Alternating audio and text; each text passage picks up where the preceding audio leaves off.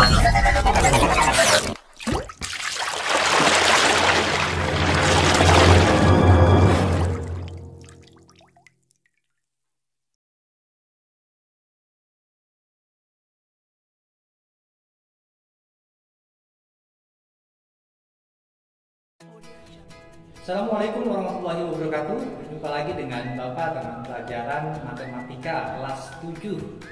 Kita akan masuk ke dalam materi kita, yaitu aritmatika sosial part kedua. Part pertama kita sudah pelajari tentang keuntungan atau kerugian serta beberapa perhitungan-perhitungan lainnya. Sekarang kita akan pelajari tentang bunga tunggal, bruto, neto, dan tara. Sebelum menyimak materi ini, lebih baik kalian berdoa terlebih dahulu agar semua apa yang disampaikan pada kali ini bisa bermanfaat dan bisa dipahami. Berdoa dimulai. Selesai? Alam sekalian, bahwasanya bunga tunggal itu adalah salah satu bentuk dari aritmatika sosial, di mana persentase tidak seharusnya dihitung untuk keuntungan ataupun kerugian saja, karena bunga bank juga termasuk kategori perhitungan sebuah keuangan. Nah, dalam bentuk keuangan juga ada bentuk persentasenya. Dan dilanjut nanti kita akan mengenal tentang bruto. Kita akan mengenal tentang neto dan tara. Bagaimana cara menyelesaikannya? Simak materinya berikut ini.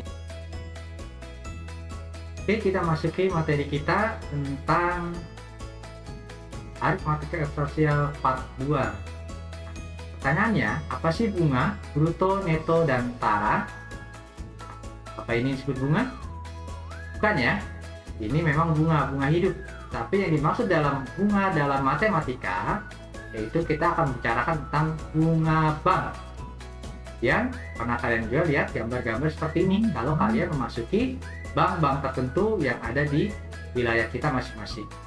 Kemudian kalian juga pernah melihat kemasan minuman air mineral seperti ini. Kalau kita lihat di sini ada bacaan isi besi 600 mili. Ini juga yang akan kita bahas. Ini termasuk apa ya? Kemudian kalau kalian lihat seperti ada barang ya, beras ya, dengan di sini ada brutonya dan ada netonya. Apa sih yang dimaksud dari bruto dan neto yang ada pada gambar-gambar tersebut? Nah, kalau kita lihat dalam bentuk kemasan yang ada, apa yang dikatakan sebuah bruto? Bruto itu apabila ada sebuah kemasan, kemudian di dalamnya ada isinya, itu disebut bruto. Kemudian kalau ada kemasan yang isinya dikeluarkan, isinya kemasan saja, ini disebut tara.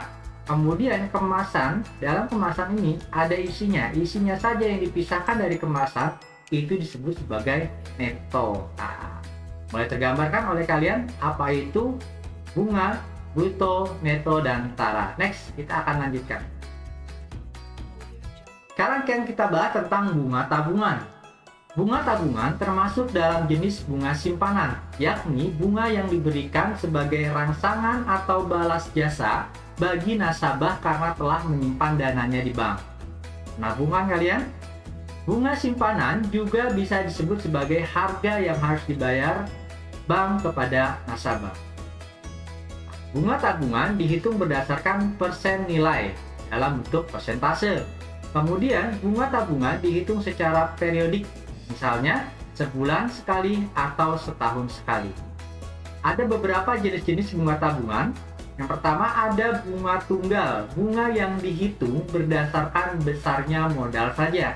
Kemudian ada yang namanya bunga majemuk, yaitu bunga yang dihitung berdasarkan besarnya modal dan bunga. Nah, kita akan membahas tentang bunga tunggal. Bunga tunggal adalah bunga uang yang diperoleh pada setiap akhir jangka waktu tertentu yang tidak mempengaruhi besarnya modal. Rumus bunga tunggal, jika modal sebesar M, ya, modal kita katakan M, dinyatakan dengan bunga B% setahun, maka besarnya bunga tunggal B dirumuskan sebagai berikut. Yang pertama, setelah T tahun besarnya bunga, itu rumusnya B sama dengan M dikali B per 100 dikali T. Kemudian yang B, setelah T bulan besarnya bunga, yaitu B sama dengan M dikali B per 100 dikali T per 12 atau 12 bulan maksudnya ya. Kemudian C, setelah T hari 1 tahun dalam 365 hari besarnya bunga dapat dihitung dengan rumus B sama dengan M dikali B per 100 dikali T per 360 hari. Keterangannya di mana B melambangkan besar bunga, M modal itu uang awal, B adalah persentase bunga, T adalah waktu, lamanya dalam bentuk bulan, tahun, ataupun hari. Kita langsung saja ke contoh soal yang pertama. Tentukanlah besar bunga tunggal yang diterima Ibu Sumiati jika ia menabung uangnya sebesar 20 juta selama 5 tahun apabila bunga tunggal yang diberikan bank sebesar 5% setahun. Penyelesaiannya, yang pertama yang kita ketahui adalah M ini adalah uang tabungan pertama ya, atau uang awalnya atau modalnya yaitu 20 juta. T-nya adalah lamanya yaitu 5 tahun. B adalah persentase bunganya dalam setahun. Ditanya besar bunga tunggalnya. Kita jawab, kita masukkan rumus B sama dengan M dikali B per 100 dikali T, di mana B sama dengan M adalah 20 juta dikali B adalah lamanya ya, persentasenya per 100 dikali 5 itu adalah 5 tahun. Kemudian B sama dengan 20 juta dikali 0,05 dari 5 dibagi 100, 0,05 dikali 5 sama dengan 5 juta rupiah. Berarti besar bunga tunggal yang diterima oleh Ibu Sumiati dalam setahun ya, dalam 5% itu selama 5 tahun dia mendapatkan 5 juta rupiah bunganya. Next, contoh kedua, Pak Alan meminjam uang di koperasi sebesar 2 juta dengan bunga 2% per bulan. Jika lama meminjam 5 bulan, besar angsuran yang harus dibayar setiap bulan adalah, bagaimana cara menyelesaikannya? Kita mencari besar angsuran yang harus dibayarkan setiap bulan. Ini diketahui besar bunga, kita cari dulu besar bunganya ya. Karena untuk mencari besar bunga, persentase bunga dikali modal ya. Kita tidak tahu nih besar bunganya itu berapa uang ya, berapa duit uangnya ya totalnya. Jadi kita pakai di sini persentase bunga ya, 2% dikali 2 juta. 2 juta itu adalah uang besar koperasinya yang 2 juta. Kemudian 2% sama dengan 2 per 100 dikali 2 juta. Artinya 2 dikali 2 juta dibagi 100 hasilnya 40.000. Berarti besar bunganya adalah 40.000 rupiah. Kemudian angsuran modal. Nah, kita akan mencari sebuah angsuran modal. Angsuran modalnya berarti angsuran sama dengan M dikali T. M itu adalah modalnya atau uang awalnya per T. T itu adalah lama bulan dia meminjam. Kemudian modalnya 2 juta per 5 bulan, berarti angsurannya per bulan dikenakan 400.000. Nah, sekarang kita akan ketahui angsuran per bulan setelah kena bunga. Berarti angsuran per bulan, angsuran modal ditambah dengan bunga. Angsuran modalnya adalah 400.000 ditambah 40.000. Berarti Pak Alan melakukan angsuran pinjaman setiap bulannya plus bunganya tertotal 440.000 rupiah. Next, contoh berikutnya yaitu contoh ketiga. Ayah menabung di bank sebesar 2.100.000 rupiah dengan suku bunga tunggal 8% setahun. Saat diambil, tabungan ayah menjadi 2.282.000 rupiah. Lama ayah menabung adalah, kita selesaikan, kita mencari ayah itu kira-kira berapa lama sih menabungnya ya, apabila semuanya sudah diketahui. Untuk mengetahui itu kita mencari besar bunga dulu, bahwasanya karena totalnya ini sudah kita ketahui uang awal atau modal dengan uang yang diambil, berarti di dalam uang ini sudah ada bunga.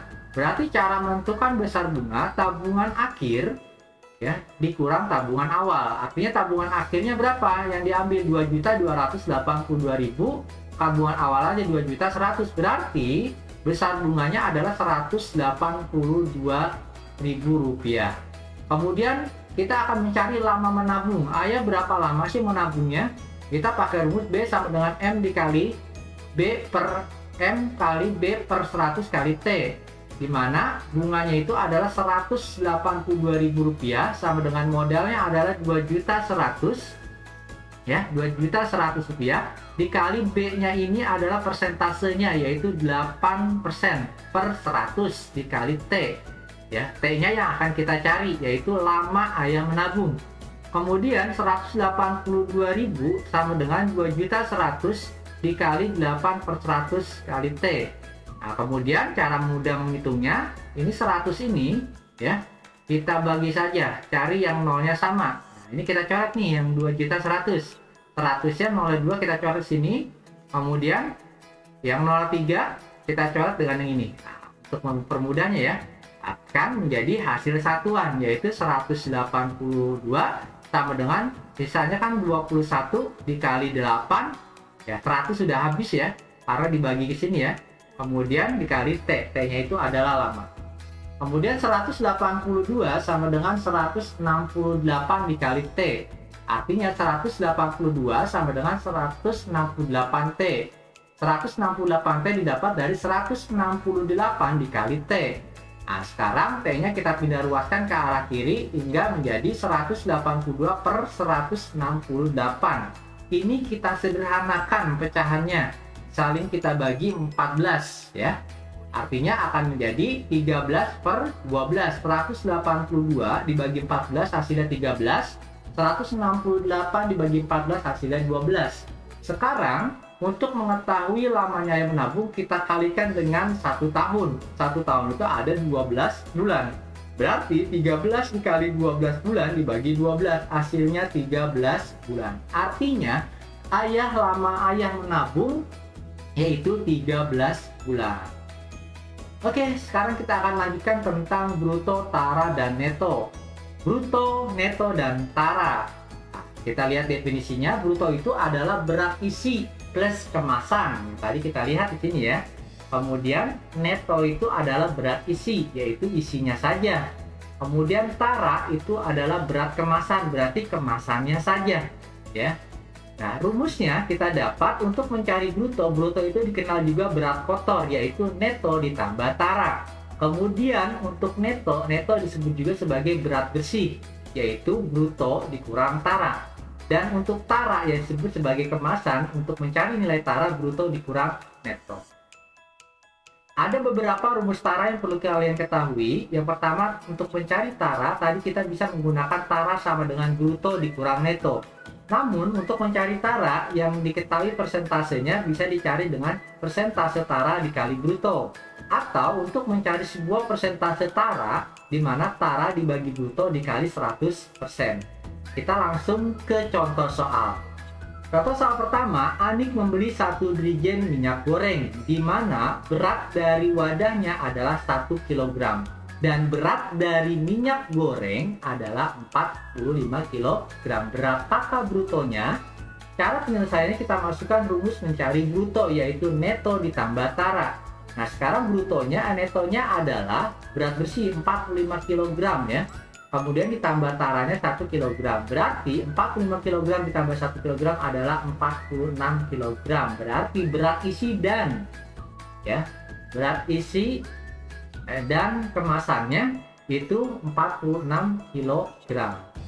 Next, contoh kedua, ibu membeli minyak goreng ke warung sembako. Saat ditimbang dengan kalengnya, beratnya adalah 5,75 kg.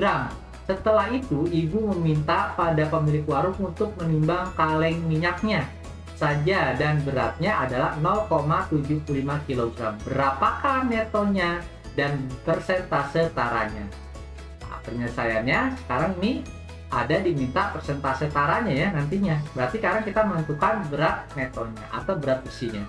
Untuk mencari berat bersih berarti bruto dikurang tara. Artinya untuk mencari berat bersih brutonya 5,75 kg dikurang 0,75 kg yaitu taranya ya sini. Kemudian netonya berarti adalah 5 kg. Net itu adalah berat bersih yaitu isinya saja. Sekarang kita diminta untuk mencari persentase tara. Nah, untuk mencari persentase tara, berarti persentase tara per bruto dikali 100. Nah, taranya adalah 0,75 per brutonya 5,75 kali 100%.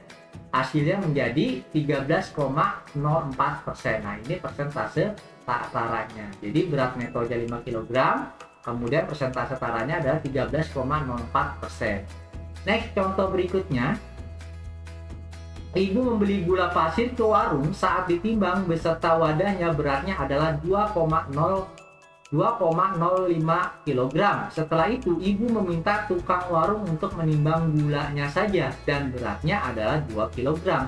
Berapakah taranya dan persentase tara tersebut? Nah, kita diminta untuk mencari tara dan persentasenya. Sekarang untuk mencari tara sama dengan bruto dikurang neto. Brutonya adalah 2,05 kg dikurang netonya 2 kg.